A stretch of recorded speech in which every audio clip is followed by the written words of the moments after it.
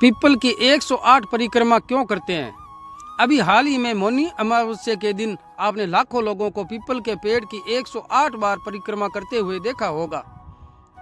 पर क्या आपने कभी सोचा है कि यह संख्या 108 ही क्यों है और इसके पीछे की वो कौन सी कहानी है जिसने एक मृत व्यक्ति को भी जीवित कर दिया था? आइए जानते हैं। प्राचीन काल में कांचीपुर में एक ब्राह्मण परिवार रहता था। देव स्वामी और उसकी पत्नी धनवंती दोनों ही अत्यंत धर्मात्मा थे। उनके 7 पुत्र और एक गुणवती नाम की पुत्री थी।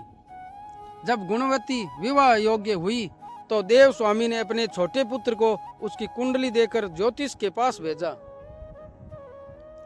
कुंडली देखकर ज्योतिषी ने भविष्यवाणी की कि विवाह होते ही कन्या विधवा हो जाएगी। यह सुनकर परिवार शोक में डूब गया। जब उपाय पूछा तो ज्योतिषी ने बताया कि सिंहल द्वीप में सोमा नाम की एक पतिव्रता धोबिन रहती है। यदि वह कन्या के विवाह से पूर्व घर आकर उसका पूजन करे और अपना आशीर्वाद दे तो यह दोष मिट सकता है। ब्राह्मण का छोटा पुत्र अपनी बहन गुणवती को लेकर सिंहल द्वीप के लिए निकल पड़ा। सागर किनारे पहुंचकर जब उन्हें आगे बढ़ने का कोई मार्ग नहीं मिला तो वे एक पीपल के वृक्ष के नीचे बैठ गए। उस वृक्ष पर गिद्धों का एक परिवार रहता था। जब गिद्ध माता वापस आई तो उनके बच्चों ने उसे उन भाई बहन की व्यथा सुनाई। दयावश गिद्ध माता ने उन दोनों को समुद्र पार कराकर सोमा धोबिन के घर पहुंचा दिया। वहां गुणवती ने युक्ति अपनाई। वो रोज सूर्योदय से पहले सोमा के घर का आंगन लीप जाती थी। सोमा की बहुओं ने उनका श्रेय खुद लेना चाहा, लेकिन सोमा को संदेह था। एक रात जागकर उसने देखा कि यह कार्य एक कन्या कर रही है। पूछने पर गुणवती ने अपनी पूरी व्यथा सुनाई। सोमा उसकी सेवा से प्रसन्न हुई और उसके साथ चलने को तैयार हो गई।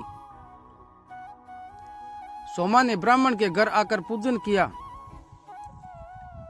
लेकिन विधि का विधान प्रबल था। जैसे ही गुणवती का विवाह हुआ उसके पति की मृत्यु हो गई।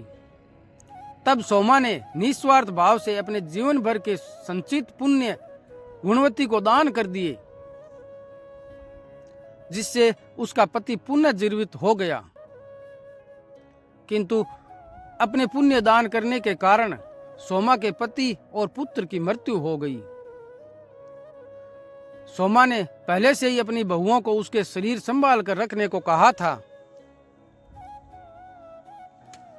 वापस लौटते समय सोमा ने मार्ग में एक पीपल के वृक्ष की छाया में भगवान विष्णु की पूजा की और 108 बार परिक्रमा की।